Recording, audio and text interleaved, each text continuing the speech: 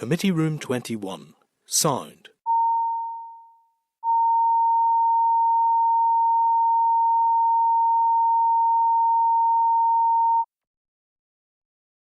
Committee Room 21. Sound.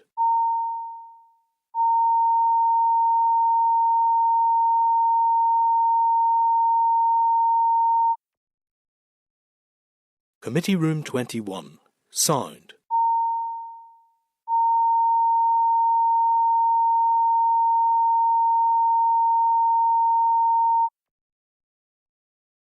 Committee Room 21.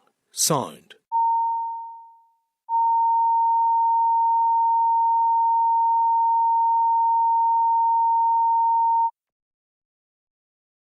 Committee Room 21. Sound.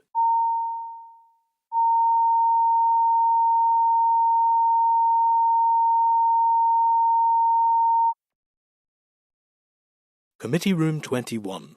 Sound.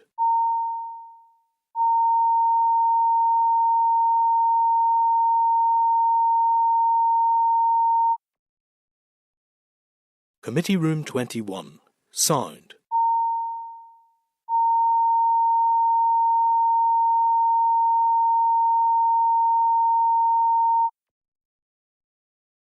Committee Room 21. Sound.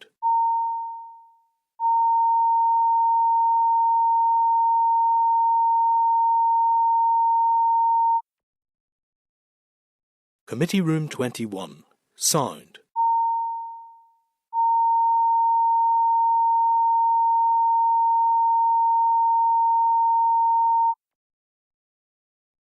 Committee Room 21. Sound.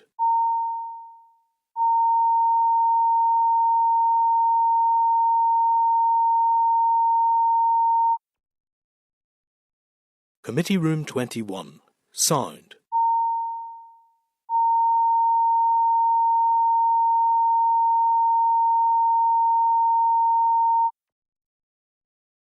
Committee Room 21. Sound.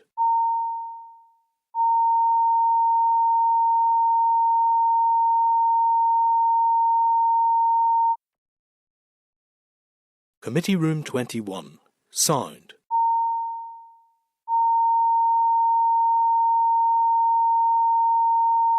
Sound. Committee Room 21. Sound.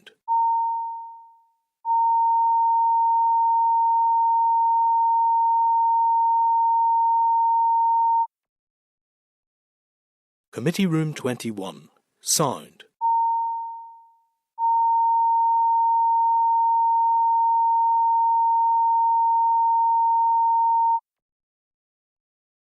Committee Room 21. Sound.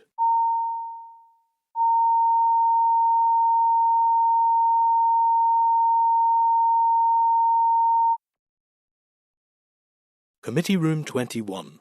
Sound.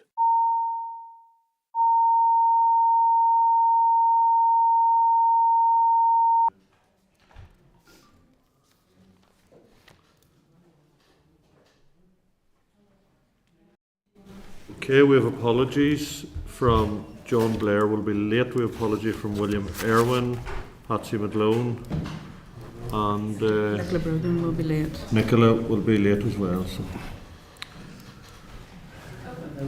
Okay, just to run through the chair's business, members. Excuse me, Tom, you'll not be able to ask them any questions because there's only 4, so I would... Which will be fine. Okay.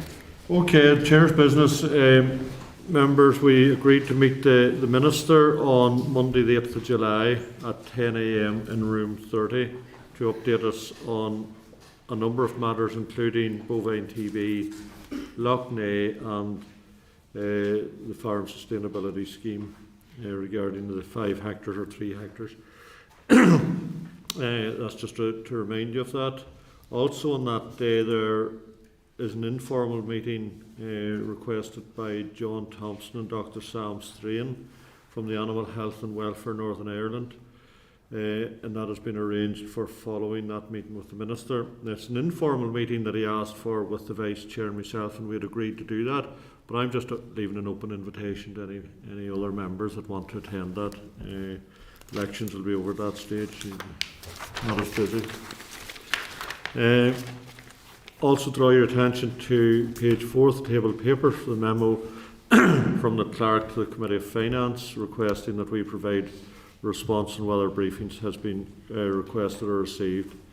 So the Clerk had sent him a memo, but she will do that formally now. Been asked to highlight an event that all MLAs should have received an invitation to. It's a reuse and repair event at Stormont on the 2nd of July 2024. Northern Ireland Resources Network, solely funded by DERA, are hosting an event to showcase their members' reuse and repair activities in Northern Ireland.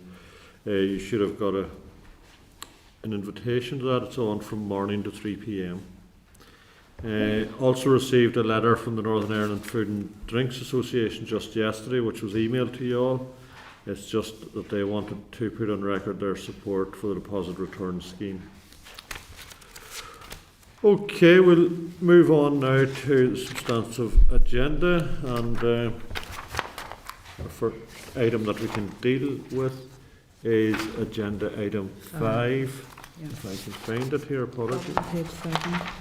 Sorry. Oh, sorry. Sorry, Yeah. the headings. Briefing from the Department on the Hops Amendment Regulations Northern Ireland 2024, the consultation launched. So I refer the members to pages 32 to 46 in your pack. A draft SR is at Annex A, starting at page 35. The Department has launched targeted stakeholder engagement consultation and proposals to update Northern Ireland domestic legislation for hops to reflect new EU regulations on hops certification and hop imports from third countries. Consultation will close on the 2nd of July 2024. So we requested a briefing, so you're very welcome here. Alison Chambers, Samantha Swan and Kevin Comer. Is that all right? Mm-hmm. So you're very welcome. So over to you folks. Thanks very much. And thanks for attending. Thank you, Chair. So EU hops certification regulations and import from third country regulations fall under Annex 2 of the Windsor Framework, and as such these are directly applicable in Northern Ireland. Domestically, these hops regulations have been enforced UK-wide by the Hops Certification Regulations 1979. So in December 2023, the European Commission published new regulations for the import of rice, sugar, cereals and hops from third countries in the Official Journal. These regulations entered into force and they repealed and revoked the previous third country hops import regulations. And similarly, on the 7th of March 2024, the Commission published new regulations for hop certification in the Official Journal. These entered into force in late March. The publication of these new EU hops regulations has led to a loss of enforcement powers for various Northern Ireland hops bodies, specifically the Rural Payments Agency for hops certification and DERA's Forest Service for checks on hop consignments imported from third countries. Therefore, we are updating the Domestic Hops Certification Regulations 1979 to reinstate these powers. In addition, in the absence of up-to-date legislation, the Department is not fulfilling its responsibilities under the withdrawal agreement. This may cause reputational issues for the Department, and it also means that the UK carries a risk of being subject to EU infringement proceedings by failing to implement EU law. To remedy this, the officials have drawn up a statutory SR, the draft that you have with you today, and before making any new food-related legislation, the Department must consult as a statutory requirement under Article 9 of Regulation 178/2002. On the 3rd of May, prior to the launch of the hops consultation, the committee was provided with a letter advising of the upcoming consultation and also provided a copy of the stakeholder letter, a document outlining the key challenges and changes and the draft amending regulations. We launched the targeted consultation inviting stakeholders to share their views on the draft amending regulations on the 7th of May, and this will run for 8 weeks and will close on the 2nd of July. Following this, we'll analyse the responses to the consultation, but it should be noted that interest in this consultation may be relatively limited as there's no hops growers currently in Northern Ireland. We'll update you further as we analyse the consultation responses. Hop certification is a devolved matter, however the domestic 1979 regulations apply UK-wide. The draft SR will amend regulations on a Northern Ireland basis only, with the current 1979 regulations remaining operational in GB. We're not aware of any plans to amend the current regulations in GB, however the changes to be made in Northern Ireland are technical only and will not represent a deviation from the underlying policy position in GB. With the consolidation of rice, sugar and cereal regulations alongside hops, third country import regulations, there are issues that would relate directly to trade with direct references to tariffs and import duties on cereals. However, the new third country import legislation is outside the competence of DERA as it relates to tariffs and imports controls and is therefore a reserved matter. DEFRA is in agreement that the new regulations are broadly reserved. However, it is expected that the only changes required to domestic hops legislation as a result of the EU third country import legislation is update to references to EU legislation, and this can be progressed by DERA whilst updating domestic legislation to reflect the EU hops certification legislation and is reflected in the draft SR statutory rule. So happy to take any questions, Chair. Okay, thank you very much for that update. Just wondering, where do most of the hops come from that come into Northern Ireland, or is it a big market here? It's not a big market here. Most of them are coming from the EU, but through GB over to Northern Ireland. Since the end of the transition period, we're only aware of 6 movements from then until now, so it's not a huge market in Northern Ireland. And there's no additional legislation required in GB if they're coming from the EU into GB? Not that I'm aware of, no. Okay, interesting. Michelle? Okay, thank you. Thank you very much for your presentation. I'm just curious, just in relation to the status of this and whether or not it was referred to the Democratic Scrutiny Committee, given the fact that there's EU regulations involved in it. This would have predated the establishment of the Democratic Scrutiny Committee, so they wouldn't have had an opportunity to look at this one. Okay. And, you know, I know that what you're saying, that this is technical in nature, but I suppose that whenever it's technical, then that's where the detail lies, and sometimes the devil's in the detail, as we discover. And you are saying that there aren't any plans to amend current regulations in GB, but if they were to be changed, then essentially then what we've created would be divergence, is that correct? Possibly, but we're not aware of any plans to change the legislation in GB. But there's the possibility that that may be the case then, but and we will then stand apart from that if the policy then is changed. Well, we engage very closely with our DEFRA colleagues, so we would work with them on that, but I'll ask Samantha to come in on that one. Yeah, so the underlying policy isn't changing. One of the changes was around the fees that would need to be paid for the cost of certification, and just to stay as the status quo and in line with GB, we've took that derogation and allowed the state to pay for that. So where possible, we are trying to maintain an equal playing field with GB, and that derogation helps to do that as well. Okay, and GB in this instance wouldn't be considered to be a third country, would it? Not a third country, but obviously under the Windsor framework there are checks required on GB to Northern Ireland goods, and this is one of those ones that there are checks required. And this is obviously in relation to the enforcement powers associated with that? Yeah. Okay. Both, so there's third country enforcement powers and the enforcement powers to check GB to Northern Ireland goods, but it also is the powers, so if you're growing hops in Northern Ireland, there are no growers, but if you were, they need certified as well, so there's no enforcement powers. If anybody wants to grow hops, we can't certify them, and therefore they can't grow at the minute without these powers. Okay. Thanks very much. Thank you, Chair. Declan? Chair, thank you very much. Thank you very much for the presentation.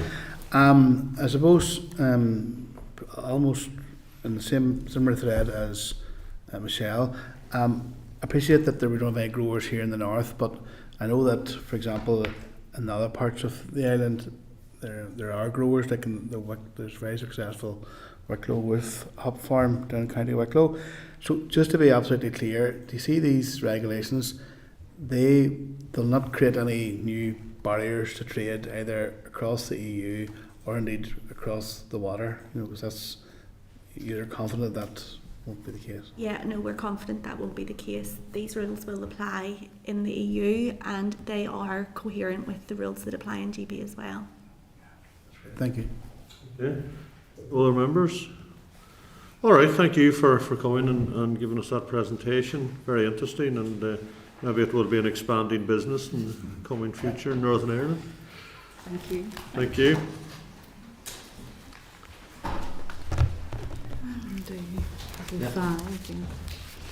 All right.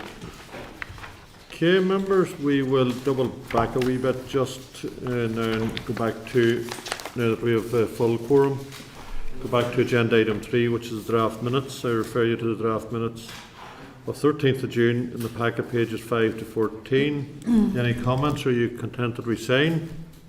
Great, thank you. Matters arising. First matter that brings to your attention is in pages 16 to 17 of the pack. It's the Department's response dated the 17th of June 2024 in reply to our letter of the 10th of May regarding the NIFAIS briefing, technology options appraisal. You will note there the options appraisal document that has been provided at Annex B of the response and can be found page 16 to 24 of the table papers. The clerk also emailed the annex to us on Monday evening. Department states that it was not feasible to upgrade the APHIS system as this was discounted as not being legally compliant. Annex B is a section of the original business case covering an analysis of the available options and describes the rationale for excluding certain options from further consideration. Yes, members, I had a quick look at that options paper, and I suppose while it does rule out some of the issues, I suppose it doesn't give it too much of an explanation as to why some are ruled in. But look, we are where we are. I don't think there's too much we can do about it now anyway. But you all content? Okay. Matter arising 2, refer you to pages 18 to 24 of the pack for the response from the Department dated the 17th of June in reply to our letter of 24th of May regarding our concerns around the SL1, the Farm Sustainability Transition Payment Regulations, Northern Ireland 2024. Farm businesses will be requested to declare 5 hectares of eligible land, unlike the current basic payment scheme, which required 3 hectares. The response includes a breakdown by county of the 1,400 farm businesses. Department has stated that the policy intent is to replace the basic payment scheme to provide a balance between providing a safety net which will help farm businesses withstand shocks that are beyond its ability to manage effectively, and encouraging farm businesses to a sustainable, efficient, competitive and manage risk proactivity.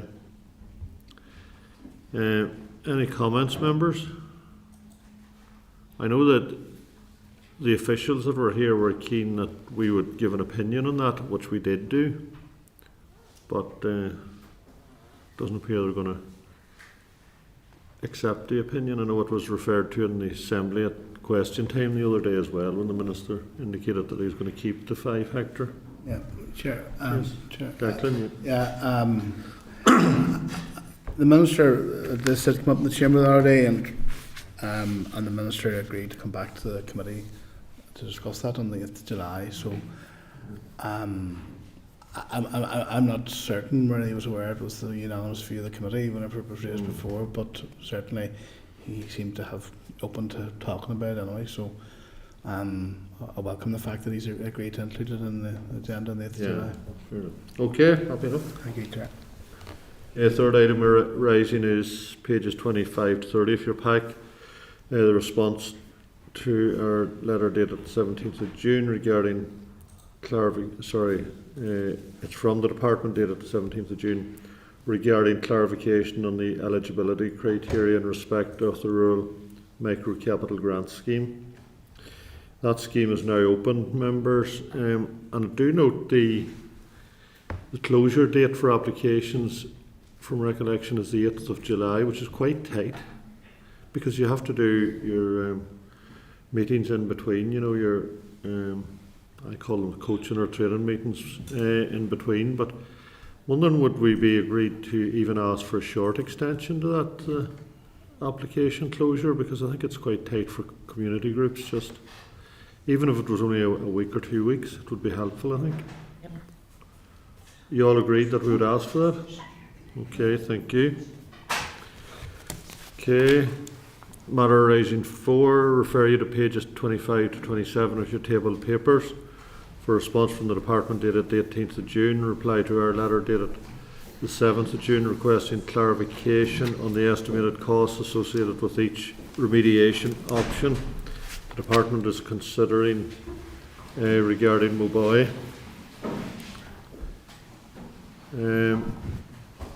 Obviously it's just the Minister or the department reiterating their position that they don't have any cost estimates at this stage because they don't have an approved option. But I still think to make a proper assessment on an option, you would need some sort of estimated costs, but maybe I'm wrong. Any comment on that, members? I know Mobile's big issue. Happy? All right. And the final item that I have matters arising is pages 28 and 29 of your table of papers. It's a response from the department dated the 18th of June, reply to our letter of 7th of June regarding animal welfare concerns at the sheep husbandry site at Antrim. I think it was John Blair raised this. So that's been investigated by the department's welfare enforcement branch. Okay, members, we'll move on to agenda item 6, which is a briefing from the department on legacy EU CMO schemes. So I welcome John Tarrington and Elaine McCrory. Is that right? Okay, members, you'll find the issues at pages 48 to 63 of your pack, which is the outcome of the consultation on a proposed bill to provide powers to amend 2 legacy EU CMO schemes. One is the Fruit and Vegetable Aid Scheme, and 2 the Agri-Food Information and Promotions. Over to you, folks. Thank you, Mr. Chairman. Good morning. As I said, my name is John Tarrington, and I'm leading on the proposed small bill. And joined today by Elaine McCrory, who's taken forward a post-EU review of the legacy Fruit and Veg Aid Scheme in Northern Ireland. Grateful to members for giving us the opportunity to brief them on the outcome of the short consultation on a proposal for a bill which, as you said, Mr. Chairman, would provide enabling powers to amend the legislation governing both the legacy EU Fruit and Veg Aid Scheme and the legacy Agri-Food Information and Promotion schemes as necessary. By way of a background, prior to the end of EU transition, the UK participated in and received funding for Common Marketing Organisation or CMO schemes, including the 2 schemes reflected in the proposal. The CMO legislation was converted into UK law when the UK left the EU and was amended to ensure it works in the UK context. The schemes are there governed by legislation that originated from the EU, now known, as you'll be aware, as assimilated law. I'm going to give a quick background on each of the 2 schemes, if that's helpful. Starting with the Fruit and Veg Aid Scheme. Under the CMO, farmers and growers in a variety of sectors are incentivised to come together to form producer organisations, or POs, in order to strengthen their position in the supply chain and increase competitiveness. Provides an opportunity for growers and farmers to share knowledge, technical information, reduce costs, achieve economies of scale and manage risks. POs also provide a mechanism for promoting environmentally sound cultivation practices and production techniques, as well as climate change mitigation. In addition, POs benefit from exemptions from competition rules, allowing joint planning of production and collective bargaining on prices, and for this reason the recognition of POs itself is a reserved matter. While POs may be formed in a wide range of sectors, financial assistance is payable to POs, particularly in the horticultural sector, under the Fruit and Veg Aid Scheme. Financial assistance is payable to POs that submit an operational programme that meets the regulated requirements and fits within the UK strategy and environmental framework. Operational funds are part financed by contributions from PO members, and this aspect has devolved so that since transition, at the end of EU transition, funding for the scheme in Northern Ireland is now responsibility of DAERA. There's currently one Northern Ireland PO in the horticultural sector supported by DAERA with an approved programme worth up to 2.3 million of DAERA expenditure over the 3-year period due to end in December 2025. In addition, there are currently 2 other mushroom POs with Northern Ireland members, but headquartered in England because that's where the majority of their value of market production, or and I understand it as turnover, is generated. These are currently funded by DEFRA. With respect to the agri-food promotions information schemes, separate EU legislation provided support for agri-food information and promotion for agricultural products. Under this scheme, not-for-profit organisations could apply to the EU for support for promotion campaigns, primarily in third countries. The aim was to open up new market opportunities for farmers, the wider industry, help them build their businesses and sell their products in a global marketplace while delivering jobs and growth at home. Since 2003, there have been 35 such programmes within the UK, with UK beneficiaries. The largest, most successful UK beneficiary was based here, the Dairy Council for Northern Ireland, who successfully applied for and ran programmes comprised of both inward and outward trade missions, most recently, until last year, the Middle East and Southeast Asia. In terms of the need for legislation, since Brexit, the Department has had a continuing legal obligation to fund eligible fruit and veg aid scheme claims in Northern Ireland. Reflects the origin of the scheme where the EU would have provided the funding. However, as DAERA is now responsible for funding post-exit, there are budget implications with the potential for new 3-year programmes to be submitted for approval next autumn. At this stage, it is unclear what funding will be available to DAERA post-2025 to fund such legacy schemes. In addition, DAERA is undertaking post-EU policy development of agriculture support, including in relation to horticulture sector and supply chains. New powers will be needed to ensure that there is a scope to amend the fruit and veg aid scheme legislation to align with new policy as this is developed. Such powers are already generally available elsewhere in the UK, but not here. Similarly, powers will be needed to allow the Department to amend the legislation in relation to agri-food promotions. In terms of the consultation, which closed at the end of May, the Department consulted on a proposal that would, in line with what I've said, make FEAS funding discretionary and provide the enabling powers to provide amendments to similar law governing both the fruit veg aid scheme and information and promotions. The consultation ran from the 3rd of April to 27th of May. Officials wrote to the Northern Ireland POs and the Department's Agricultural Policy Stakeholder Group, made up of representatives from across food farming environmental organisation, including the EFU, and also including Dairy Council, the recipient of the support under the promotion schemes. We also met representatives of the POs that are currently benefiting from support under the Fruit and Veg Aid scheme, representing 13 of 14 local mushroom growers, and discussed the proposal with DCNI. Written comments were received from 7 organisations, including representatives of the local mushroom growers. There was a mixed response to the proposal to make Fruit and Veg Aid scheme support discretionary, but most appear to understand the need for the Minister to have the scope to fully decide on DAERA's future funding policies to provide support where it best provides best value for money. There was clear support for the need to have the powers to provide for developing policy.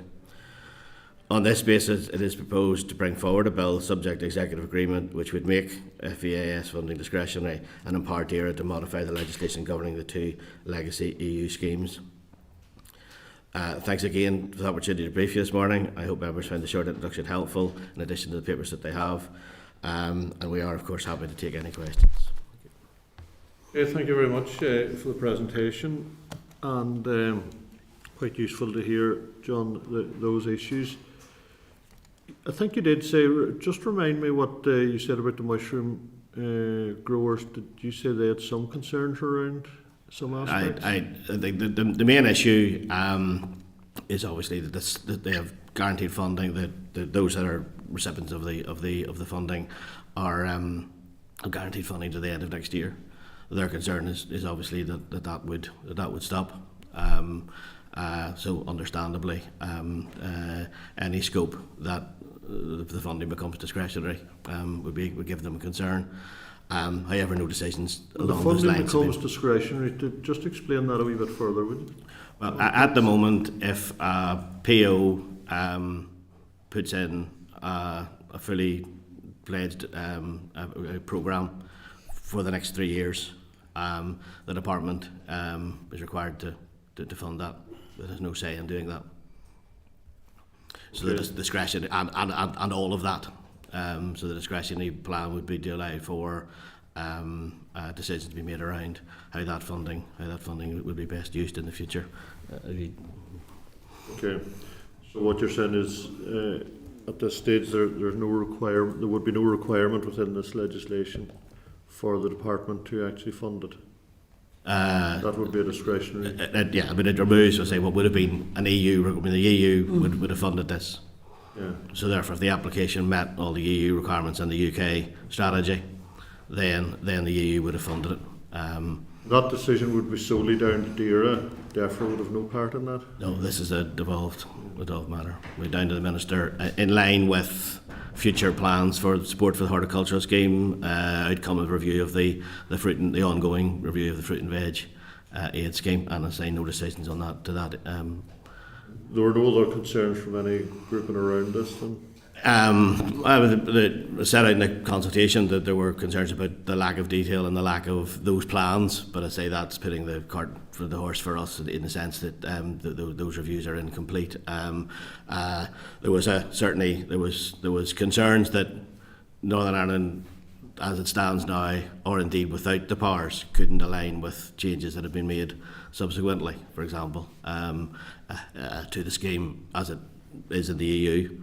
Local competitors being obviously in the Republic of Ireland, but their concerns are about what the scheme might look like in the future, and again no decisions are made on that, and those are things that I think as part of the review would be taken on board, and when the Minister looks at how they're going. Would that, I suppose, almost instability or not knowing have a significant impact on the producers or growers here? I suspect you'd like to ask them that in due course, but obviously the sooner we have the position to the sooner in due course the Minister to complete review for funding from 25 on, absolutely. Obviously, the sooner we know we have the powers within the bill to amend the legislation, then if it were to continue, the scheme were to continue, the scope to amend it and make it, as I say, more appropriate to Northern Ireland, possibly to align with other places, all subject to ultimately decisions by the Minister in the future. Okay, thanks, John. Declan? Thank you, John and Elaine.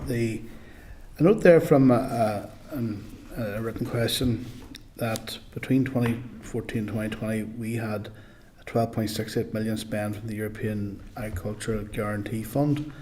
So basically, I'm just trying to work this out. So is this coming as a consequence of leaving the EU? Is this effectively the European funding for these schemes coming to an end, and now we've been forced to try to find this out of our own budget? So it was funded under the EIGF before, which was part of Pillar 1 of CAP. Yeah. And then the EU actually stopped funding CMO schemes in October 2020. So from that date, each part of the UK has funded the people who are eligible for assistance in their jurisdiction. Yeah. So for example, in Dara, we've been funding one PO since 2020.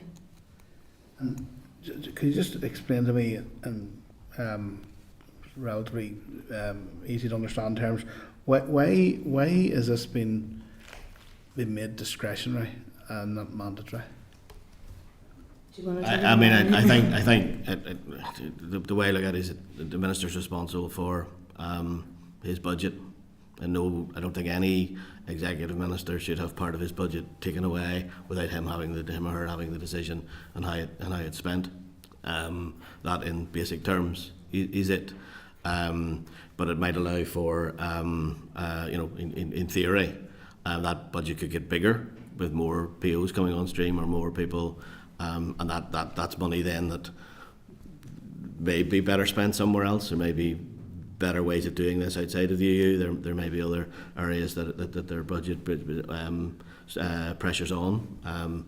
So that's really the reason. I think it's that if you're the minister responsible for a policy area, you should have the say on how the budget is best spent. This wouldn't allow that without this change. It's the legacy of the EU, where that's fine. The EU would fund it, but with limited budgets, I think it just wouldn't be the normal way that a minister would have money taken off his budget before he or she started planning. And thank you. Just for your discretion, Chair. Will that not make it a very difficult, create uncertainty for the growers? You know, if they know that this minister or a future minister has the discretion just to pull funding like that there, does that not make it very difficult for growers to predict with any confidence into the future? Because I'm also aware from meeting the mushroom sector, they're under big pressure as well in terms of getting access to workers, you know, as well. So is this not just add more uncertainty to their situation?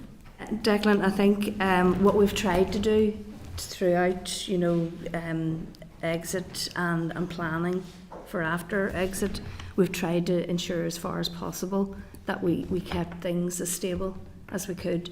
And that's why actually across the UK we agreed that we would try to make sure that all the current programme dates aligned to the end of December 25. Yeah. It gave them that period of stability. Going forward, you know, we are talking to, you'll talk to the guys afterwards, but we are trying to keep them as informed as possible about what it is we're doing and trying to get their views on this review and what it is that they would really need to support them going forward. So there is a bit of time to plan here, and we're going to try, subject to resources, to get this review done as quickly as we can, and then we can sit down and have a conversation with the Minister about what is the best way to support the sector. I suppose the other thing I would add to this is, I think you'll be aware, we are aware because the Minister briefed you about the Farm Support and Development Programme. So he is starting to crystallise his priorities going forward for future support. So he'll want to see how this fits in with that programme. And, you know, is there something better that could support people? Thanks, Elaine and John. Thank you, Chair. Okay, no other questions? Thank you very much for the information and the update. Much appreciated, and obviously we'll, as you're aware, we'll be hearing from the growers and producers now. Thank you. Okay, members. Agenda item 7 is the briefing from the Mushroom Growers Association, so I would ask them to take their place at the table. So I'd refer members to pages 64 to 66 of your pack.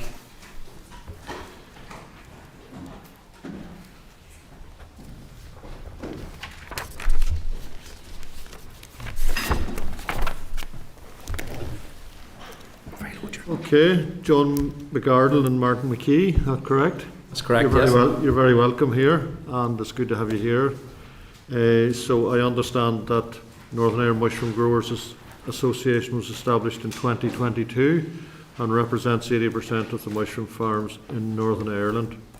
So again, over to you to brief us, up to 10 minutes of a briefing, and hopefully you'll take questions then. Thank you for the invitation to appear before the committee.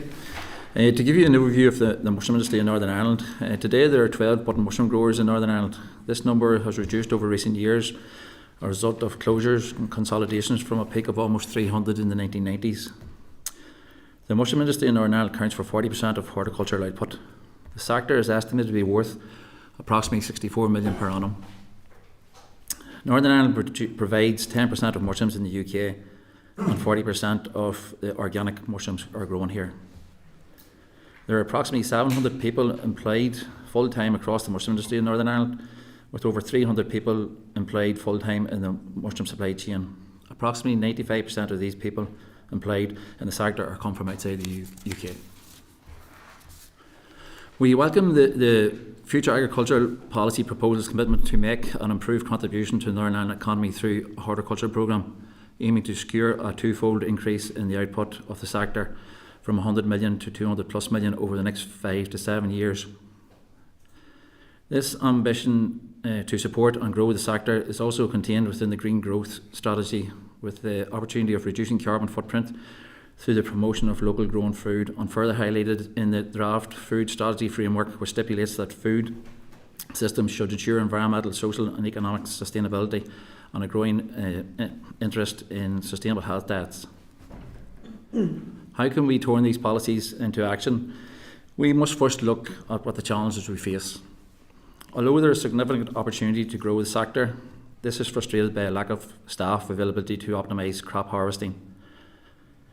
The current Seasonal Agricultural Workers Scheme SAWS is limited to 6 months, which does not meet the needs of the industry. We have a 4-month training period that requires us to top up the trainee wages. This costs around £1,500 for each 6-month period for each worker, over and above what a normal worker would get. During this training period, productivity is lower by 10%. Many of the SAWS workers end up in other countries that offer longer schemes. Therefore, they are using us as a training ground. The Migration Advisory Committee conducted an independent review of the seasonal workers and their responses due this summer. At present, some farms are running at 70% capacity, limiting productivity despite demand for locally grown high quality food and the significant economic potential that addressing this could unlock. Furthermore, there is a lack of support for automation. Ultimately, the mushroom industry believes that automation will be the solution to the labour challenges. However, with an estimated cost to automate the Northern Ireland mushroom industry of 64 million, without significant support to mushroom farms, we will not be competitive with the ROI, who have the required investment in place with their horticultural grant scheme, where €3 million is available to the mushroom industry each year, with further support coming down the line with automation, as well as a more favourable PO scheme allowing the strategic planning and rates of 80% for R&D and energy efficiency projects.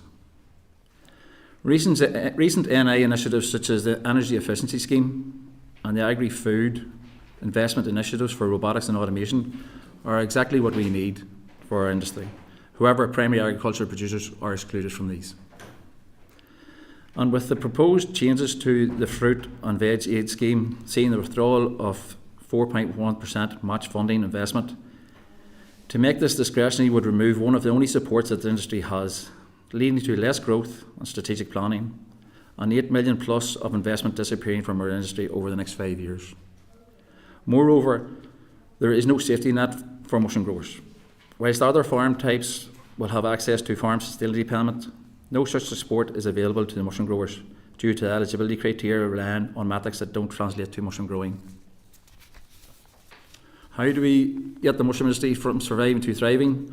The first step would be an extension to the SAWS from 6 months to a minimum of 2 years. This would be done on an NI only basis and would require approximately 500 visas. We would ask the committee to write to the Migration Advisory Committee in support of visa extension as soon as possible, ahead of the publication of the independent review of the seasonal workers. We would also ask the committee to write to the Minister and the new UK Government in support of the extension of both the NIO and Home Office. Secondly, we would extend the farm sustainability payments, the energy efficiency scheme, the agri-food investment initiative to mushroom growers, increasing investment to support the growth in line with their ambitions. Finally, continued support for the industry through the fruit and veg scheme, and any changes should not see a reduction in investment to the mushroom sector, given the challenges that we previous lack of support from government. It is really the only support that the mushroom industry has. Do away with it, you're doing away with the mushroom industry. Thank you for taking your time to listen to us. Okay, John, appreciate that. Thank you. Just a couple of quick queries. And how many, and sorry if I missed it, I think you did say, roughly how many migrant workers would be in the industry present? Or maybe, I think that was reduced, you said, actually. So No, there are 700 employees, roughly speaking, in the industry at present. The migrant workers make up about 95% of them. Okay. We have went through several and continually go through several different promotional things to try and get workers, local workers, to work for us. But given mushrooms is a 7-day-a-week job, and the hours are variable because we can only pick them as they grow. You know, there's no set hours that can be given. Okay. And the automation of the process. Yes. I'm assuming you have looked at the potential of automatic pickers. Is that right? Yeah, there is work done around the world at this present in times. There's tens of millions been through at different projects for automation. We have a figure there of 64 million to automate the mushroom industry, and that is going from what is the most promising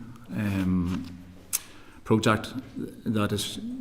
It's not at market stage yet, but we're at the prototype stage, and that's what they estimate what it will cost for us to automate the industry, which we would see will be 4 to 5 years down the line. Okay.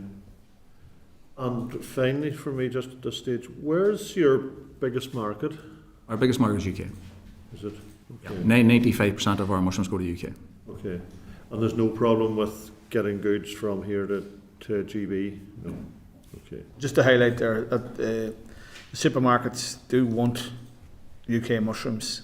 Right. You know, they'll buy UK mushrooms over ROI mushrooms, but the problem is we can't get them harvested. Right. Okay. I mean, as far as the industry goes itself, what I've noticed, there seemed to be a huge increase of farmers putting up 3-4 mushroom houses about 20 years ago or so, and that all seems to have dissipated. Has a small number of producers got bigger, and those smaller ones just gone out of business? Yeah, what historically has happened in the 80s, there was a satellite system. Where there was, like I say, up into the 90s, peaked around the 90s, about 300 growers. Then 300 growers then would have supplied their products to different marketing companies. So they were specialising in the growing element of it, and the marketing companies were specialising in dealing with supermarkets. As time went by, the regulations that are involved in mushroom growing, as well as the cost element involved in mushroom growing, meant you have to get bigger. If you didn't get bigger, if you didn't get help from PO producer organisations, you wouldn't have been able to increase in size. Okay. All right, Deputy Chair Declan. Thank you, Chair, and thank you for the presentation. I can see the serious pressures you're under in terms of getting workers. 95%. Migrant workers, and they can only stay here for 6 months. Is that right? Yeah, under saws we can have them here for 6 months. Now it takes us to train a harvester up 4 months before they get up to the necessary pick rate. Now they don't stop at that necessary pick rate; they can earn more, and that's what the point that we try to get across to local employees or people is that they can earn more than the minimum wage. But the problem that we're faced with, although the SAW scheme is for 6 months, they don't always come on day one. A lot of them fly into London. It could be 2 weeks into their visa. Like the last people that I have had in were 2 weeks into their visa, and then they'll fly out early to get home. So we're not getting them for the full 26 weeks. We might only be getting them for 24, 23 weeks. You know, at that stage, then 16 of that there is done on bringing them up to speed to the necessary pick rates. So therefore, what we're doing is we're topping up on their wages, and it's costing on my farm. That's where the 1,500 thing is. It's cost me around £1,500 extra per thing. And even though we have offered higher rates of employment for local people, they don't want to do mushroom picking. And then the bigger element of it really is the productivity, because we're down on productivity because they're not picking the mushrooms correctly. A mushroom will grow in 4% every hour. It'll double its size in 24 hours. So it has to be picked at a specific time. And that's where the fluctuation in the hours come from. If we don't pick it at the optimal rate, then it affects our yield, and it affects our bottom line, and it leaves us that we can't make money. So, and see there, the workers come in here and they can only stay. That's on their home office rules. Can only stay. Would you find a situation where those workers would head south. Yeah. And just want to you painted a picture there where there are a much wider range of supports in the south in terms of funding for the sector from the government and the EU down there. Have you met the DAERA minister here, for example, to try and? Yeah, we have met with the DAERA minister to voice our concerns about the whole industry, not only the visas but the whole industry and the economics of it. You know, I'll be brutally honest with you. I'm in the process. I was hoping 5 years to expand. I still hope to expand my business, but I am seriously having to look at setting up in the south of Ireland because of the lack of support on the visa situation in the north of Ireland. You know, Martin's farm here is a mile from the border. If he had a place to his farm across the border, at this present minute in time, he would be getting 80% on energy efficiency programs through the PO. He would have access to $3 million a year. Last year, whenever we had, and again, it's a bit of a bugbear with me, and I'll be honest with you, is the basic farm payment. We don't get it. Our farms have turnover from 2 million to 6 million. We don't get nothing. Last year, we were hit with the energy crisis. I have been hit with bird flu in England because I grow organic mushrooms and haven't been able to get the chicken litter, so it has affected my compost. This year, towards the end of this year, we're going to be affected by straw. So we are affected by factors outside of our control, but we don't have no safety net. We're not included in any safety net. The only support that we have been able to get outside of the producer organisations is the Farm Business Investment Scheme. Now, the Farm Business Investment Scheme, I have applied for it. I'm in the process I've got a letter of offer. I applied for it in 2022. May 2022, I got a letter of offer Christmas 23. You know, we cannot plan ahead with that there. The producer organisations lets us plan ahead. Lets us do a 3 to 5 year programme of where we want to do, how we want to expand, where our money's going to go, where the investment's going to go. That money is all about, from producer organisations, it's all about investing us, making us more efficiency and growing our companies. We can't do that if you take that away. Just to highlight, Declan, the Northern Ireland mushroom industry won't be here 12 months from now if there isn't support coming or if the POs are not looked at. It just won't be here.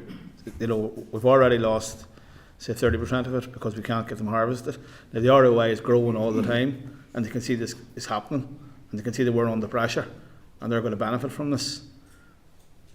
So we need to see, can we stop this somewhere?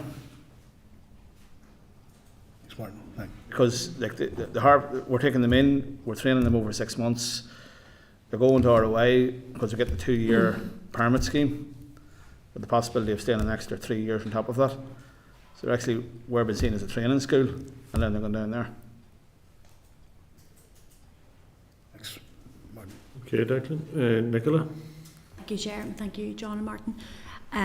Really, you've touched upon what I want to raise anyway, but you heard from our previous briefing about the proposed changes being brought into the fruit and vegetable aid scheme. Really, can you just maybe express just how big an impact that would have if the payments were to become discretionary to the Minister as opposed to statutory? And how you maybe, I know you've talked here about you having no safety net, and it seems that you don't have any safety net where other farmers have like the basics farm payment as a support. What would you like to see from the changes to that there bill to have some kind of safety net? What would you see in your organisation? Well, from our point of view, from the producer organisation, there's not an awful lot wrong with it. So it could be improved slightly. Some of the things that could be improved in it, the assets, for example, are owned by the producer organisations, not are held by the growers themselves. The budgets are set yearly, so for example, the 4.1%, which equates to 1.6 million, and again, I don't know how that works split between DAERA and DERFA, how that comes into the equation, but that 1.6 million, has to be spent that year. If it's not spent that year, if we're not investing that year, then it's gone. Okay. How would we improve the PO scheme? We would like to be able to roll that forward or roll it back so that we could spend more in any one given year. That on the knowledge that in 2 years, 3 years time we can have that there. For example, the automation. The automation is going to cost 64 million. You know, that 8 million over a 5-year period could be used would go towards automation, but it wouldn't put a dent in it if it was just for 1 year. As far as the other horticultural programs that are out there, I sat in a recent consultation a number of weeks back with Caffrey on the new horticultural programs that are coming out. There's 3 different sectors on it. The first sector was about getting growers groups together. Well, that's exactly what a PO does. So we have that in place. We don't need to be reinventing the wheel. The second factor was new grower growth, which we would be all on for, but there's quite a capital investment involved in it, and you have no chance of doing that there unless you have a PO in place. And the third one was for innovation. Now the innovation was capped at 250,000, a bit like the farm business investment schemes, capped at 250,000. So capping our growers at 250,000 over a 5-year programme, because the farm business investment scheme runs for 5 years, and that is only available once in that 5 years. So we would get 3 million. So instead of 11 million being available to us, that would cut us down to 3 million. Which is you're more or less knocking us out of the industry, and we have 40% of the horticulture. I think that the plan is to grow horticulture in Northern Ireland over the next 3 to 5 years. We're looking at disappearing 40% of it. Really, the mushroom industry and the producer organisations should be a model of how to succeed. The mushroom industry has been a success both here and in the south using the producer organisation. So it should be a model of what other horticultural industries should be doing. Without taking away the funds and making it discretionary. You make it discretionary, and we don't know where to plan. We don't know where to invest. We don't know what's going to come down the line. Like again, I'll go back to the farm business investment scheme. That's capped at 250,000. I put a program in place. It was $250,000 I was spending. My costs have went up 20% from my putting in costs in. The support stays the same.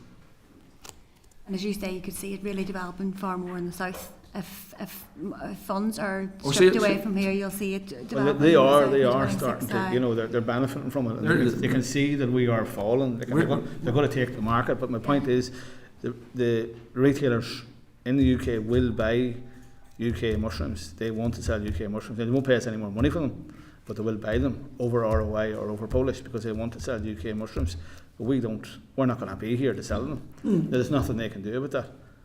There's nothing they can do about that. It's up for us to try to get a good PO scheme and for us to get visas that we can get them harvested. Just on that point with the visas and the seasonal workers, obviously that's a huge challenge for yourselves as well. Have you had much engagement with the Home Office or with the British Government, or where they're sitting at? Is there a chance of getting those visas extended to the 2 years for people coming into the north? We met with the MAC twice. The MAC were very helpful and very engaging with our needs, and it was actually them that suggested a 2 to 3 year visa. They suggested it to us. We met with Steve Baker, the NIO Minister, and he was actually shocked. And again, I put an open invitation out to everybody on the committee to come to a mushroom farm at any stage to show exactly what's involved in it. He couldn't believe the ins and outs of how mushrooms are picked and the technique, when they needed to pick. He just thought it was you're in a mushroom house and you go from one end of it to the end of it and pick the whole crop, but that's just not how it works. So he was actually been quite supportive of us and pointing us in the right directions.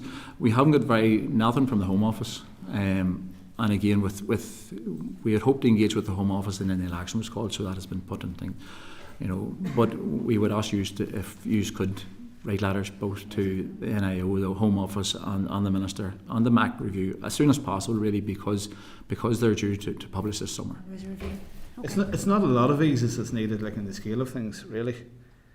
But it's just the time that we, it's like... It has a massive effect on you. Yeah. Well, fair enough. Thank you, Chair. Thanks, Anya. Thank you, Chair, and thanks for coming to brief us this morning, folks. I just want to touch quickly on Northway mushrooms and the site at Cabra, obviously, where most of us should be aware of the odour that has emanated from the site over the last number of months. But from your own opinion, what solutions are out there to actually successfully address the stink coming from the site?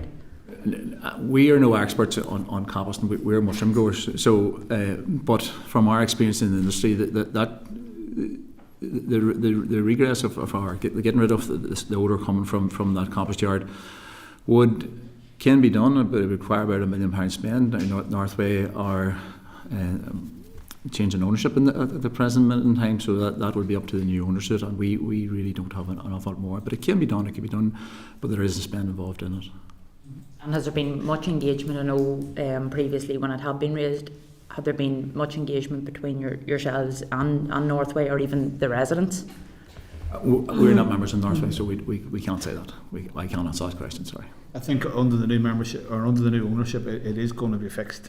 I think that is the plan, to be fixed. But I think over the next 3 to 5 weeks, it's going to be, the new owners are going to be in. So it probably couldn't have, what was going on before that, it probably couldn't be fixed, until they get in. But that's one of the plans that they have to fix that. No, and obviously it has been, as I said, an ongoing issue. So hopefully we're reaching a stage now with the new owners and the residents that the solution can be found, and a long-term solution. But thank you, folks. Thank you, Chair. Right. Okay. Thank you again for your presentation. Just to ask, in general terms, the price of mushrooms and the return you get on them, the profitability, is it reasonable at the moment? Setting aside you're always the looking, support that's required? You're always looking more. That's just part of it. You know what I mean? It doesn't matter. But can't believe that. But yeah, we can. There is good opportunities to grow it. Right. Okay. There is good opportunities to grow it. So there is at the moment. And it's not like something that's a fledgling industry that you're looking for support just to prop it up. But it's really for investment in the future. No, it's all about growing. Yeah. It's all about trying to grow the industry. Like I say, I have plans to grow, or I grow organic mushrooms myself and Frank Donnelly. We grow organic mushrooms. We grow 40% of organic mushrooms in the UK. There is a demand out there for more organic mushrooms, but we are limited to what we can grow for the factors which we've already put out to use today. Okay, thank you very much. Right, thank you. That was interesting. All right, members, we'll look at the requests of the organisation after we have the second presentation here, which is agenda item 8, and it's a briefing from the Mushroom Producers Organisation. So I refer members to pages 31 to 34 in the table papers.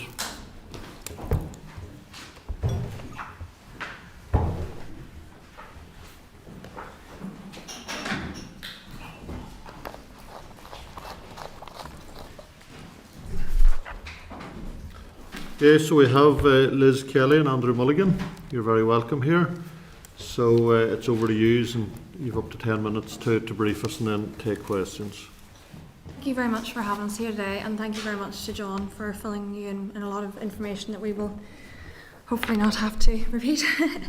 My name is Liz Kelly. I've worked for a mushroom producer organisation for 2 years, and Andrew works for commercial mushroom growers. Between us and Northway, we have 12 mushroom growers in Northern Ireland, and as you are aware, the PO scheme is coming to an end at December 25. We are here today because we want to discuss the mushroom industry with yourselves and discuss the benefits of the Fruit and Veg Aid scheme. So, mushroom industry in Northern Ireland is 40 million. It's 19,300 tonnes of fresh mushrooms placed on the UK market per annum. 92% of mushroom producers in Northern Ireland are part of a PO structure, and employs over 1,000 personnel in Northern Ireland. And the benefits of the Fruit and Veg Aid scheme is that it gives certainty to the growers for long-term planning, which was the case until recently when the government decided to close the scheme at the end of 25. It encourages structured investment through matched grant funding, which basically means that for every pound that the government gives the grower, they have to match fund that. It allows food security to the UK public and provides protection to small and medium-sized primary producers, as well as access to market, distribution channels and administration resources. And it enables the small to medium-sized producers to leverage economies of scale and access industry knowledge and innovation. So, for example, some of my smallest growers benefit the most from this PO scheme by being able to invest more than the 4.1% which is currently being given, because other growers potentially in certain years weren't availing of the full 100% of their 4.1. They advised the smaller growers that they could avail of more. I would like to now hand you over to my... Yeah, so just to follow up what Liz said, we're actually both English registered POs, as you heard before. There's 3 mushroom POs, 1 registered in Northern Ireland, 2 registered in England. We're made up of members from, my own PO is made up of members from Northern Ireland, Scotland and England, so we're a real mixed bag. Liz is from England and Northern Ireland. Just want to give you some facts on the current situation as it is at the moment. UK is highly dependent on imports of horticulture produce and is less than 50% self-sufficient in mushroom production. The agri-food policy wishes to double output over the next 5 to 7 years from 100 to 200 million, as has been said before. Fruit and vegetable scheme is currently due to close at the end of 2025, again as already been said today, and a consultation process has just been complete on a proposed bill to amend the F&V scheme funding to be discretionary, therefore putting potential funding at risk. And you've heard from the actual growers themselves before, they have no safety net. You know, the term discretionary is very concerning to the industry. It leads to a lot of uncertainty and they can't plan and they don't know where they're going. So it's a real concern to our growers, as you've heard from before. One of the issues, and again the guys touched on it, is the EU. This is a legacy EU scheme, and the EU back last year actually revamped their scheme and re-looked at their scheme and changed some elements of the scheme to actually make it even better than it was before. Some of these things are now like a 7-year scheme, so 7-year planning. So if you take it for a mushroom grower, they can plan for 7 years ahead. So they have that safety of knowing what they're going to do, what they potentially can invest in over the next 7 years. That is a massive advantage for anybody to have. And as we say, a mile down the road from Marty here and from our other growers, that's what's happening. And also that they have the 80% funding option as well, and that's on environmental and on R&D type actions, type investments. In Ireland, they also have a national development scheme which is open to horticulture, all of horticulture, and it's worth about 3 million to the mushroom sector alone. And also, additionally, Ireland is also developing an innovation fund to assist the mushroom sector in the move from the current production methods to robotics and automation. So again, the guys touched earlier on, I don't want to go over it again about the whole harvest and the whole labour issues they're having, which is having a massive impact on their output. They can't expand, they can't grow because of it. At the same time, they don't have the security to invest in automation and robotics like they have in the EU, like they have in Ireland. So the main competitors for mushrooms is Ireland, obviously, and Poland. So as we stand at the moment, Ireland are in the process, a number of growers in Ireland, of trialling some of these automated processes. So by the end of the year, some of these will be in place in Ireland, and Northern Ireland will be falling behind in that regard. Just a few key things maybe in terms of recommendations and considerations about the PO scheme. For the mushroom industry, the PO scheme it's been very successful. In Northern Ireland, 92% of mushroom growers are in POs. In the UK, it'd be something similar, 92% in POs. It's often asked what could we do to make the PO scheme, more attractive for other areas of horticulture, not so much in England, but more so in Northern Ireland. And it is things like there are some rules within that can be tweaked to make it a little bit easier for people to join POs. Example of number of members, annual VMP required, that's basically annual turnover to be formed part of a PO. You have to hit a certain target before you can to form a PO. Some reduced administration, and one major area for the industry is the ownership of the actual capital items to purchase. At the moment that has to reside with the POs, or in some European countries it can reside with the individual growers, which is what we want here. I think funding levels will have to align with or even improve upon the revamped EU scheme. If if we're not at least on a par with those guys, the mushroom industry in Northern Ireland will disappear. You've heard it before from the growers themselves, that will happen. There's a lot of talk around labour and the issues around labour, and in the short term those do need to be addressed. However, long-term automation and robotics is going to be the answer for the mushroom industry. So we do need additional funding, we need additional support to try and get those off the ground. The figure of 64 million was talked about. That's based on current value today. We would hope that as that gets more commercial, that figure will come down. But you can see the level of support that's going to be required in order to get to where we need to be. A major thing and one flaw in the previous EU scheme is that if you didn't use the funding in the year you're in, you lost the funding. But now there's the opportunity to roll forward that funding or roll back that funding. So in terms of automation, you can front load that and spend on automation or whatever needs to be done, and you can claim that back off over the next 7 years. Again, that's a massive advantage over the Northern Ireland growers. I think in general, this is an EU scheme that was ran by DEFRA and administered by the RPA. And I think specifically in Northern Ireland, we probably haven't done a lot to promote the fruit and vegetable scheme in Northern Ireland. And it's something I think we could do a little bit better and to get a little bit more buy-in. And I think everybody in the industry has to take responsibility for that and try and move that forward. We also think the PO should be encouraged and incentivised to play a pivotal role as technology hubs for the provision of research and innovation for UK horticulture. Obviously we're here, we represent the mushroom industry, but we're realistic, this has to help the whole of horticulture in Northern Ireland. So we strongly believe that POs can do that. We talk about collaboration, that's what a PO is collaboration. So why reinvent the wheel? Why spend money and time to try and develop a new scheme when the scheme is there, ticks so many boxes that we need, that horticulture needs, just some tweaks need to be made to it. That's basically it. I don't want to go too deep, take me more than 10 minutes, but that's really what we want to do. What do we really want? I suppose we want to be on a level playing field with the EU. We want to be on a level playing field for ROI. So ROI producers, NA producers are both sending their produce to the to the UK market. Okay, 95% of Northern Ireland's produce goes to the UK marketplace, and they're trying to compete, with a minimum wage that is lower in the Republic of Ireland. They also get benefits from the flat rate VAT scheme.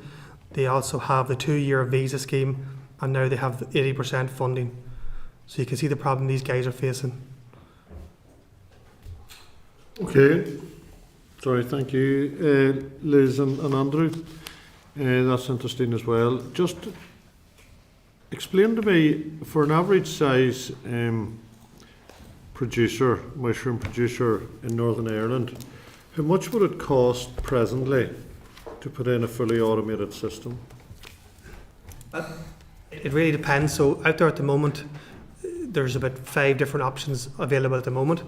So the great advantage of one of those automated technologies is that you can use the existing infrastructure that's there. So you don't need to build a new farm. If anybody was building a mushroom farm now, it would be a completely different design than 95% of the farms out there. There is automated technology that's been trialled in Ireland by the end of the year that has been trialled for the last year in Canada that will retrofit on the existing mushroom shelves. So for the majority of growers, that would probably be the way to go, but it is expensive. So in Northern Ireland, I think the 64 million was basically to automate the whole of Northern Ireland. That would be based on that technology. 64 million. And what? Give me an example of an average size producer, because I'm not sure what they would produce. They vary from 50 tonne to a couple of 100 tonne. So a 100 tonne farm, you're probably talking 4 or 5 million. Right. Okay. And the lifespan of that would be?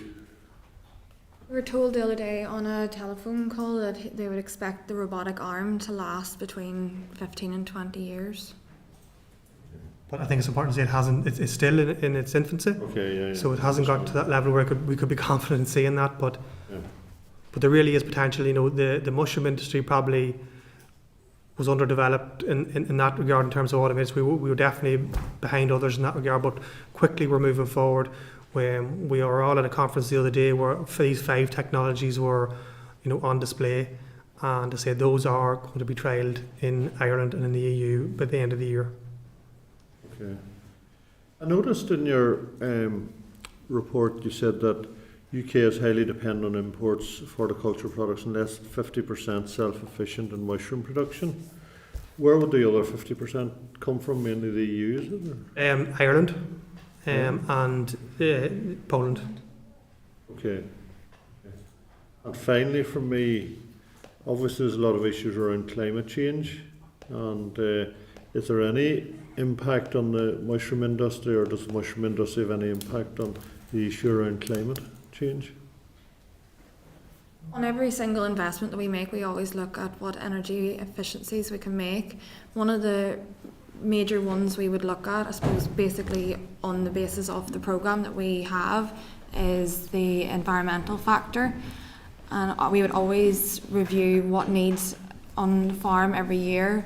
So at this moment in time, we're currently working with each of our growers, and I believe 3 of my growers will be putting in recovering and re-insulating of some of their tunnels this year. So for example, I spoke earlier about one of our smallest growers. One of our smallest growers, whenever I first started, you walked into his tunnel and you could see this, you could see the roof, or you could see the sun coming through.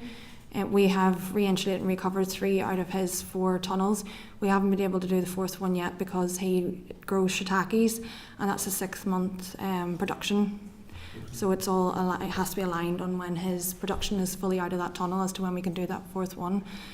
Shiitakes are very temperamental, and it sounds really silly, but too much knocking can actually destroy a whole house of crop. But on that regards, his oil man actually phoned him and asked him did he go out close his business because he hadn't been ordering oil. So that's an example of one of our smallest growers.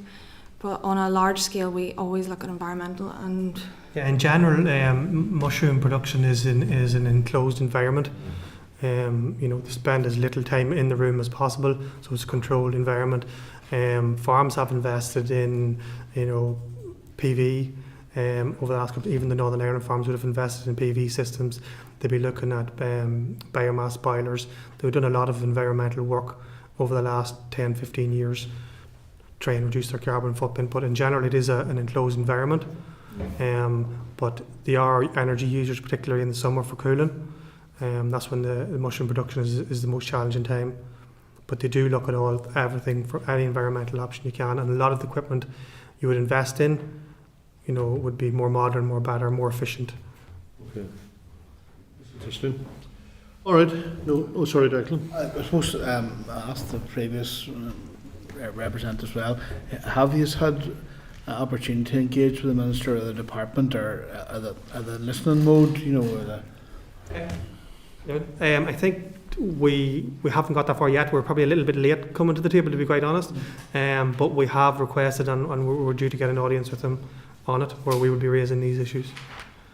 I suppose, given we have Northern Ireland growers, but we span England, and over in we're part of a sector group in England that every PO in the UK is part of a sector group in England, and they're looking at revamping their scheme and looking at what they can do as well. Now, obviously, with the elections over there, that is paused at the moment. But there's work going on there, and it looks like they're going to liaise with industry, try and understand what the industry wants and what they can do for it. I think that's something that needs to be done here. And are you familiar with any, are there any other type of support schemes in the other devolved regions, is there? Do you aware of, As in over in England? Scotland or Wales? So for example, one of my growers over in England, I can't remember exactly which programme he tried to invest in, but it was the one for PV.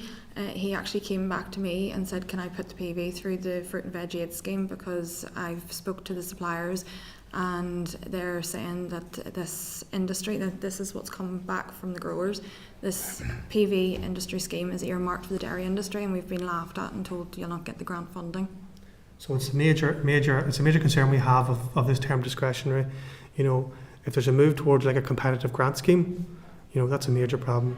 There's no security, there's no long-term planning. These guys don't know where they are next year. Some areas of horticulture need to plan 2 years ahead. You know, the mushroom guys aren't as bad in that regard, but it's still a problem where you can't plan ahead. You don't know. You listen to John talk about there where he applied in 22, you know, and it took 18 months. Yeah. You know, that just cannot happen. You know, how can you plan? There is an opportunity for us to expand mushroom production and horticulture in Northern Ireland, I believe, if we avail of the full benefits of a PO type scheme. Yeah. Just to add to that, the fruit and veg aid scheme, we sit down, we create a 3 to 5 year plan. Every year we sit down again with the growers and the directors and we review what we're going to do for the next year, and then we continuously are able to sit down with the growers and the directors and amend that as and when needs required, such as the energy crisis. We were able to change our plans and invest in PV. So it gives the grower planning, structured planning, and it also gives the flexibility to amend the scheme to the needs of the industry. Thank you, Liz. But I think a really important point is that, and John mentioned it a couple of times, is that there's no safety net for the guys in Northern Ireland, the mushroom growers. You know, like, as it stands now, this scheme is due to end in 2025. How can these guys plan ahead? How can they do any type of investment or commit to anything when they do not know what's going to happen? So there's really so much uncertainty around this area, you know. I'd also just like to add that historically a lot of the grant funding has been based on hectare. In my opinion, it would be very beneficial to, going forward, start looking at this potentially being based on revenue, because there's a lot of small, even in the agricultural sector, small farmers starting up who have no ground themselves and are starting small farms, and I think this would be very beneficial to project the ethos that the more you grow, the more production you can create from the small land that you have, the better off you'll be. All right, thank you very much for that, Liz and Andrew. Much appreciated. So, best of luck. Thank you. Members, we had a number of requests that from the growers organisation. One was that we would support them the extension to the SAWS scheme, and that we would maybe write to the ERA Minister in the UK Government, including the NAO and Home Office. You content we do that? Yeah. Okay, thank you. I know there were other requests in around the investment and in automation and other issues, but we can take that up directly with the Minister around the support programmes, if that's fair. Okay, happy enough? Yeah. Okay, members, 2-minute comfort break, which is started. Committee Room 21. Sound.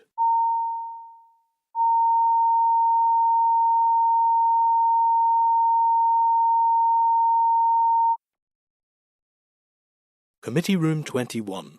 Sound.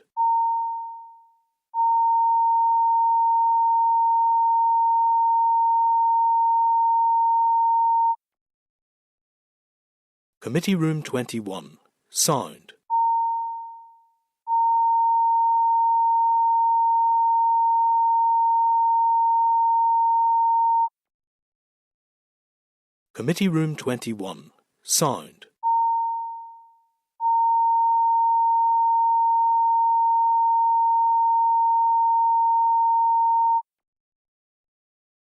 Committee Room 21. Sound.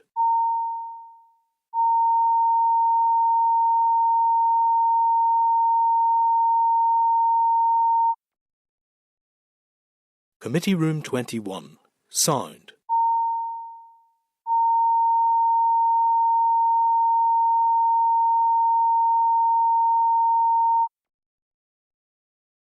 Committee Room 21. Sound. Committee Room 21. Sound.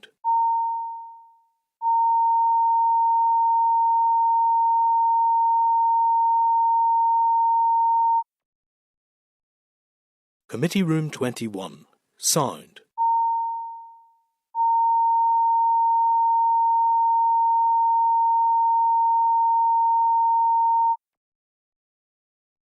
Committee Room 21. Sound.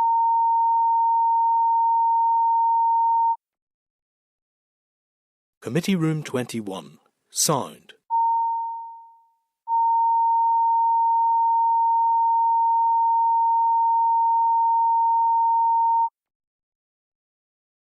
Committee Room 21. Sound.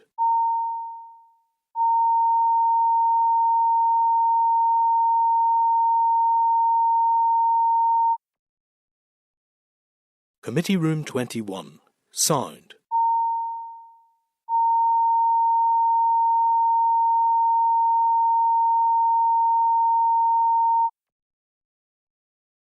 Committee Room 21.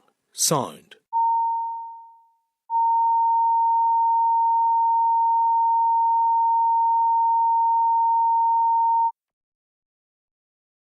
Committee Room 21. Sound.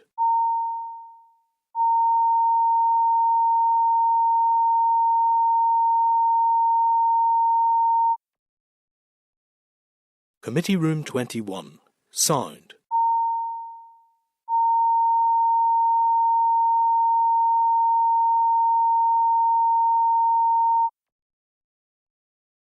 Committee Room 21. Sound. Committee Room 21. Sound.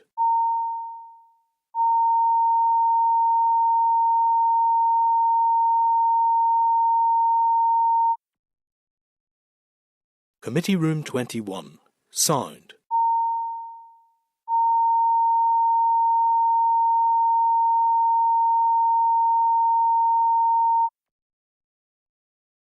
Committee Room 21. Sound.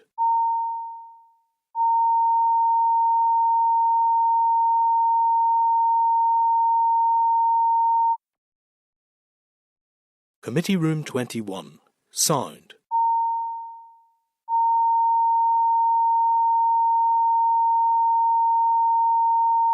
Thank you for your 2 minutes. Agenda item 9 is the statutory instrument, the SA Draft Producer Responsibility Obligations, Packing and Packaging Waste Regulations 2024. The SA will be led in Westminster at the end of 2024. Consent from Minister Muir has been granted for this SA to be made in respect of Northern Ireland. The information is in your packs, as I said, pages 68 to 176.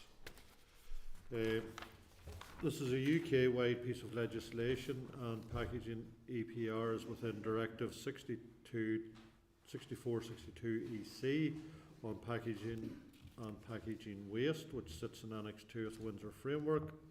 On that basis, a near final draft of the statutory instrument was provided by DEFRA to the European Union on the 1st of May in respect of Northern Ireland.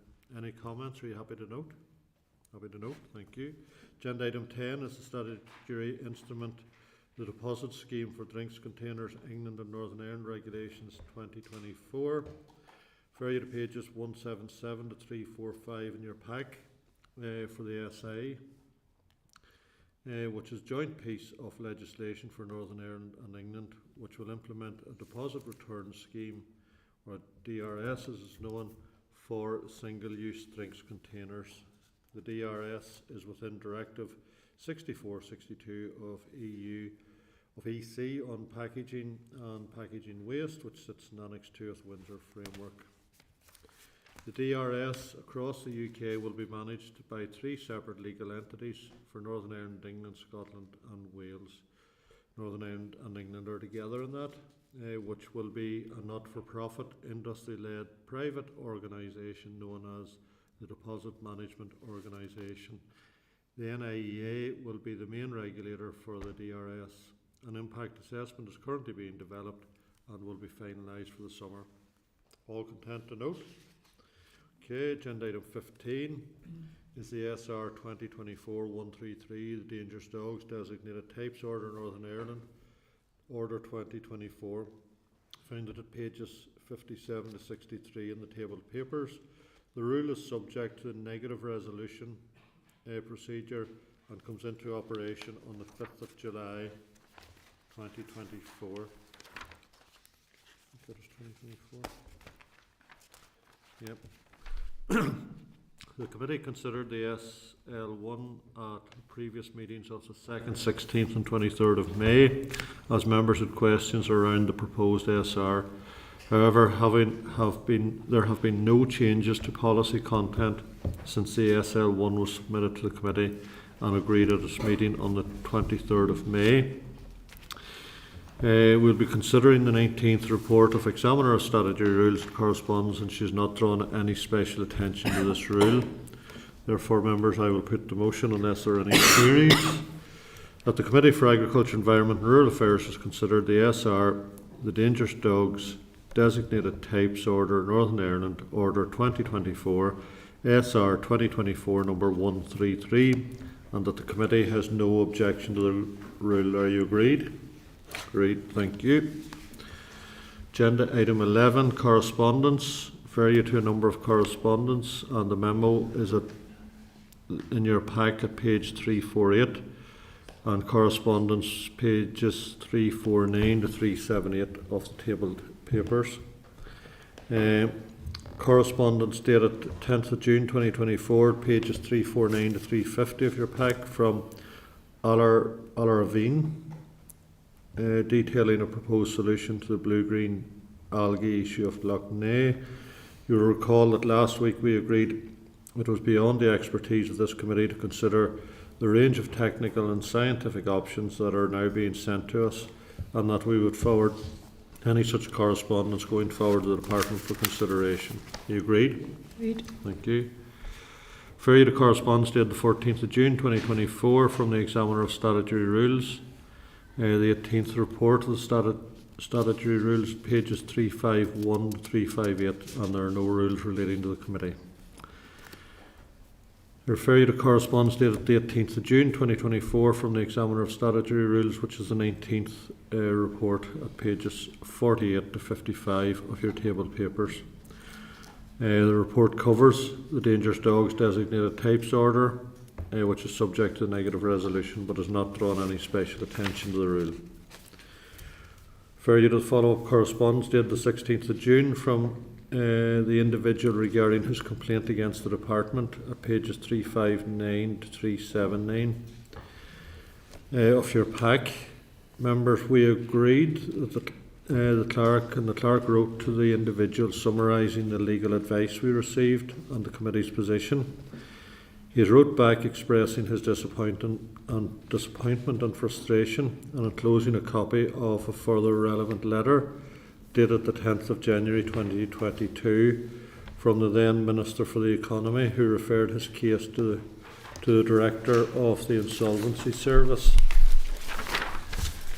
At this point, the clerk requested that he send any further information that he felt the committee should consider regarding the matters. This additional letter referred to, for example, the bankruptcy or the progress outcome of the review of the case by the Director of the Insolvency Service. This further information is in the pack. As you will recall, the Legal Services has agreed the original correspondence for us and determined there was nothing further the committee could do, and it was a matter for legal remedy. To conclude matters, the clerk forwarded all the most recent correspondence to the legal advisor and spoke with her. The legal advisor advised the clerk that there is no new information in these documents which would warrant the committee seeking an update to the previous legal advice. It is clear that the individual has incurred a great financial loss, and we have been advised that it is not going to be something he can recover from another department or agency without recourse to legal proceedings. It is also clear from his correspondence that he still feels aggrieved and is no doubt traumatised by his experiences. However, it seems his remedy, if any, is a legal one. Have we any further comments on this matter? Content to note? Yeah, I know it is a difficult one, members, and there are some members of this committee who had declared an interest in it, but it's unfortunate that the individual has been left in this situation. Okay, members, further correspondence from Hennessy Ward last week. Mr. David Ward had sent us additional information dated the 18th of June regarding the algae control in Lough Neagh. You'll see this at table papers 36 to 47. Content that we send this on to the department as we did with its previous correspondence. Okay, agenda item 12, members, is the draft forward work programme. Refer you to the draft forward work programme at pages 379 to 381 in your pack. You'll note our meeting next week, 27th of June, is at the Nautilus Centre in Kilkeel when we will hold our normal weekly meeting at 10 a.m. as well as hear from our hosts. The written briefing listed for next week on the draft climate action plan has been replaced with a written update on the implementation of the Climate Change Act. We will also meet in room 29 on Tuesday the 2nd of July as agreed in place of the 4th of July. That meeting will start at 9:30 a.m. So that we can get some of the business out of the way before plenary. And then Monday the 8th of July in room 30 we will meet with the Minister to brief the committee, which is starting at 10 a.m. Our first meeting after the summer recess will be Thursday the 5th of September or Thursday the 12th of September. That's up to us as a committee to decide. Do we want to come back the week before plenary or leave it to the week of plenary? To be fair, we're pushing in 2 extra meetings at the end of this session because most other committees, apart from finance, I think, aren't meeting on the week beginning the 2nd of July. And then we're having an additional meeting on the 8th as well. So you're happy to leave it to 14th? 12th, sorry, 12th. Okay. If there's anything significant comes up, members, we'll let you know and we'll bring it forward if that's all right with your indulgence. Agenda item 13, any other business, members? No. Next meeting, as we said earlier, was next Thursday, 27th of June 2024 in the Nautilus Centre in Kilkeel, starting at 10 a.m. Meeting is closed. Thank you for your indulgence. Committee Room 21. Sound.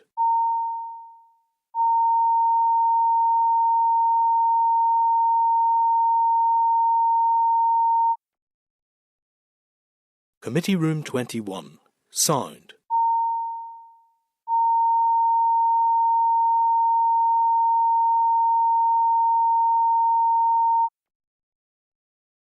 Committee Room 21. Sound.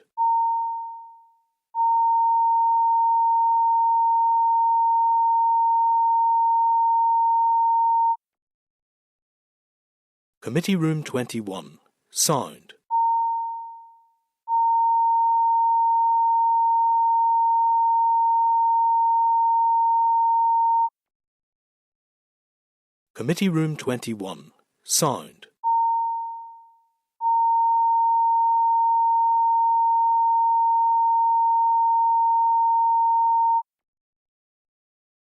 Committee Room 21. Sound.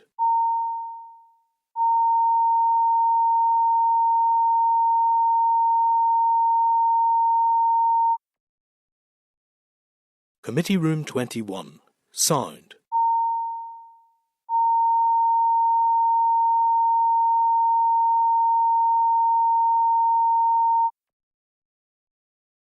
Committee Room 21. Sound.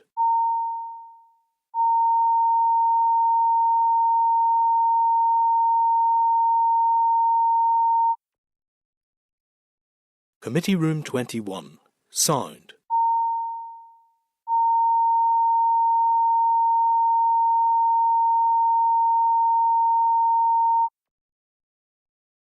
Committee Room 21. Sound.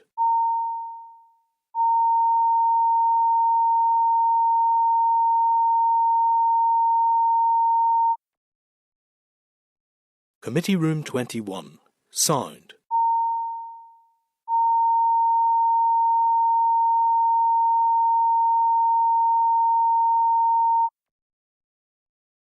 Committee Room 21. Sound.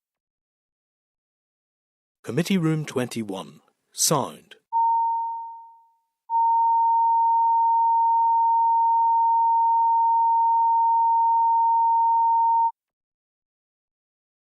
Committee Room 21. Sound.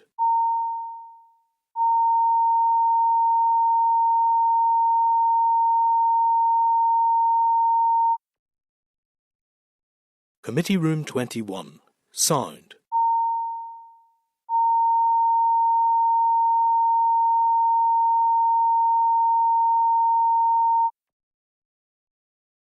Committee Room 21. Sound.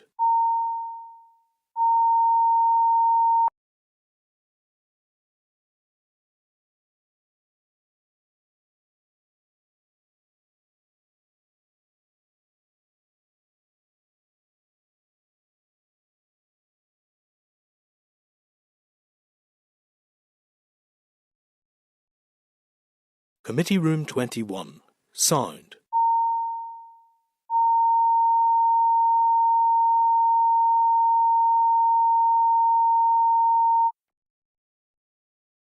Committee Room 21. Sound.